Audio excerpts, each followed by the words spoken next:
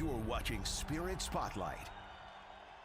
Hey everyone, this is Austin Sumowitz from WNEM TV5 Sports, and welcome to the Spirit Spotlight, where we zone in on everything Saginaw Spirit hockey. I am joined right now by play-by-play commentator Dylan Clark of the Spirit, and we got a big road trip coming up for the Spirit. 4 straight games on the road, starting on Thursday when the Spirit hit the road, and then they'll have 2 more games on Saturday and Sunday. Talk to me real quick how the team's feeling. I know a little bit of a tough weekend for them, but they're looking to get right on the road.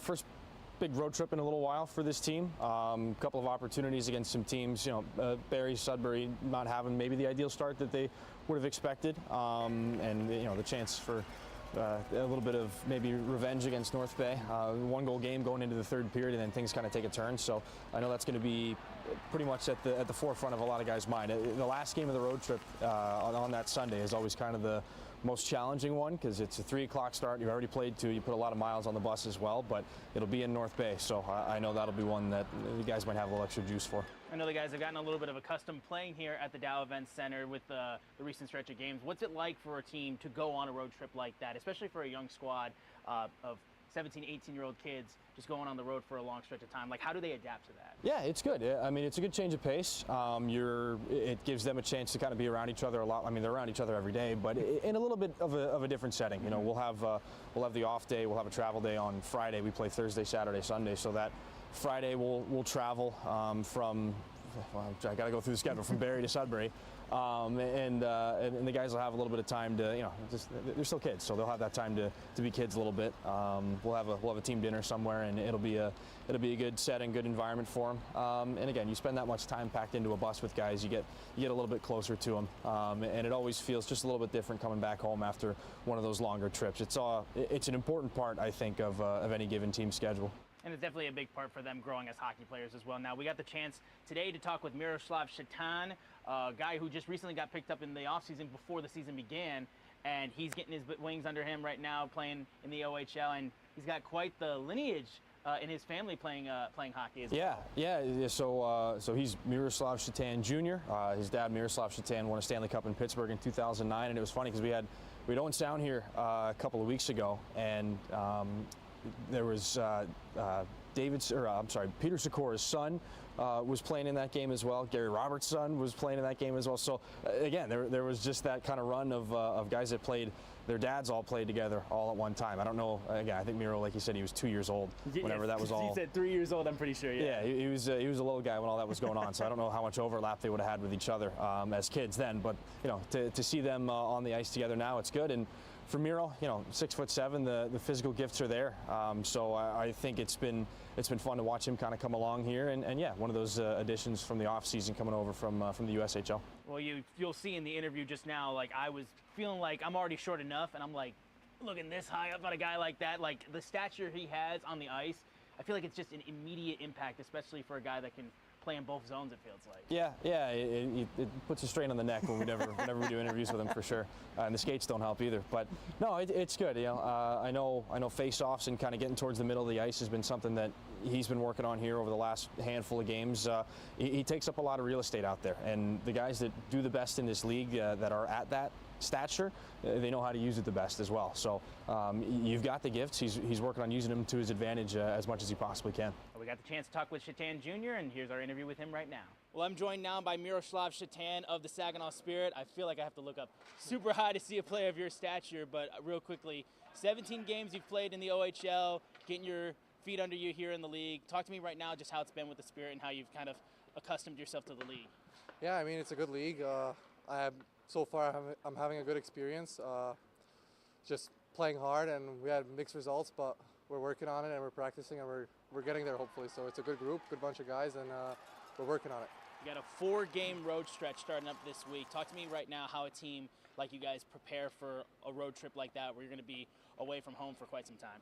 We've been really focusing on our details these last few days, and just trying to dial it in and get ready for the road trip. All right. I'd be remiss to mention with yourself that your father had quite the experience in the NHL, winning a Stanley Cup in Pittsburgh. I'd love to hear just the stories he told you and just kind of like the experiences you got to see as a kid with him being able to do something like that. Yeah, I mean, I was really young when that happened. I was 3 years old, so I don't remember much, but yeah, it's awesome. I always loved watching him growing up, so definitely a big part of my life. Was he big in getting you into hockey, or was that something that you kind of fell in love with and discovered on your own? Yeah, I mean a bit of both. Like I looked up to him, and hockey was kind of in a family. So when I got on the ice, I kind of fell in love with it. What were some of the things that you discovered just from your early days of playing hockey that like really made you fall in love with the game? Just the speed of it and the athletic ability you need for playing hockey. I mean, you need skating ability, you need puck handling. So it's both upper and lower body, and it's just fun. You got to join the Spirit this year, and I mean, talking about a team that just a couple years ago won the Memorial Cup. I mean, what did it feel just being able to come to Saginaw and just like be part of this franchise? Yeah, it's definitely a good franchise, and I'm proud to be here. So it's good. Awesome. And then talk to me right now. You mentioned like a little bit of struggles you've had recently, but the team is still playing with fire in these practices. Like, how do you guys really kind of refocus coming off of a week that you just had? Yeah, like I said, we're watching a lot of video, focusing on the details, and trying to focus on the small things in practice, and also trying to increase our compete. Awesome. Thanks so much, Thank Miro. you. Again, just super cool for a guy like that to be able to say, hey, my dad is a Stanley Cup champion. Now, real quickly, if you can touch on this, like, that's got to be a lot more of a different level of pressure, I guess, for a kid coming into the league in his first year in the OHL, and with that kind of standards of, like, this is who your dad is. Like, does that kind of translate when they're on the ice, do you feel like, or just, like, what is kind of expected of a guy like that when he's getting into the league? Well, maybe a little bit at first, but, you know, because that's the first thing that shows up when you take a look at his bio or anything like that. But as soon as he gets out there, I mean, he's his own player, right? And I know that, again, he was little when all that went down, and he's got his own set of skills and all that kind of stuff. So sure. I think maybe it's in the back of some people's minds, but I know he's a guy that he's good at just kind of going out there and doing what he does best and focusing on the task at hand. And he's getting comfortable here in Saginaw. We're going to be excited to see how he grows in his first year in the OHL here. Now, one guy we got to mention real quickly is, you mentioned this to me off camera actually, a guy like Levi Harper is having such a great rookie season. There's a stat line you mentioned, and it's going to perk a lot of Spirit fans' ears up to hear what he's on pace to do. So, like, I'd love for everyone to hear just like what he's chasing right now. So just shy of a point per game right now as we film this. He's got 18 points in his first 19 games, and the best rookie season by a Spirit defenseman was Zane Parekh. That was 37 points in 2023, his first year here.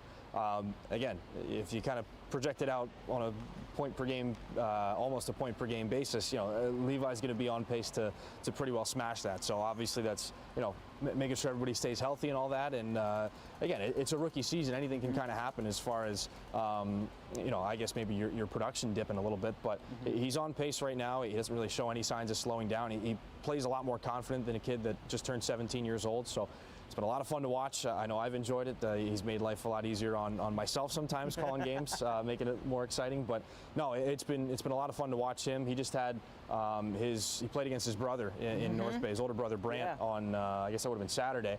Mom was in the building, got to see her two boys play against each other for the first time. It was an exciting night for them. We got one more chance, and that'll be upcoming this weekend on the road trip, and yeah, we'll see what Levi's able to do from there. Yeah, so he'll get another chance to play against his brother. Talk to me about the North Bay game, because like you mentioned, it was close going into that third period, and then the wheels maybe came off just a little bit, but like a couple things break in that third, game changes completely. So like, how did the Spirit kind of like regain their momentum that they've been building the last couple of weeks? I think you throw that one away, honestly. I mean, it's a 2-1 game going into the third period, and like you said, things just kind of change in a hurry. You pull whatever lessons you can from it. I know they'll go over that in video. This team does a lot of video work just to try and go back and see what they can fix and make that adjustment, give yourself a different point of view as opposed to you know, being kind of at ice level.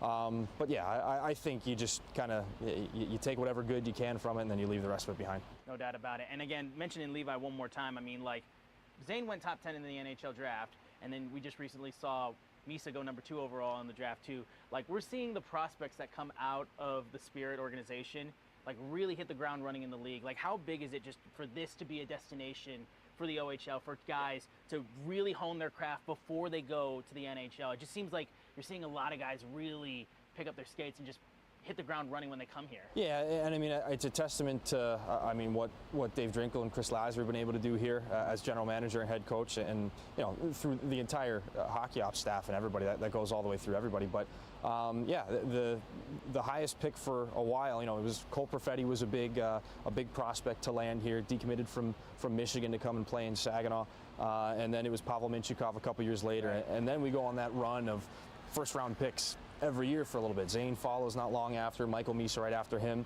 Nikita Klepov's projected to be a first-round NHL pick coming up in this year's NHL draft. And yeah, we'll see what happens for Levi and Dima Zhilkin in the years after that. But no, it's a testament to what this hockey staff has built here, and the care and dedication they take to developing these players. Because I mean, they're 16, 17 years old when they get here. There's a lot of different ways that you can mold a hockey player that's that age, and whatever they've been doing here has been going pretty well. I'd say it's worked out well. It's exciting stuff. So the Spirit will get their road trip started when they take on Barrie on Thursday, and they'll get Sudbury on Saturday and North Bay once again on Sunday. Real quick, just kind of going into this week, when they hit the ice on Thursday, how do you hope to see the guys when you're calling the action just really kind of regain their momentum and be able to start putting together some points and start rising back up the standings? I think throw the body around. I mean, this is a team that's played better on the road record-wise than it has at home so far. And, you know, maybe in this instance, a little bit less pressure. You can kind of get yourself into the game early with a couple of big hits, and that's kind of what North Bay did on a couple of occasions here on Saturday. They were able to throw some big hits and get momentum back their way. It's not something that we've seen quite as much here this year, so maybe kind of up in the physical ante a little bit. I think that's a good way to start the road trip, because you see a big hit on the ice and guys on the bench start going crazy, and it's a positive spin from there. There's a very good chance Shatan might be one of those guys throwing his body around, because I would not be surprised if a guy of his stature just comes in running towards the boards and you're just like, look out. If I was 6'7", I would hit anything that moved, but I'm not, so I don't. 6'7", whatever. I'm sorry. I'm sorry. I had to. I'm sorry.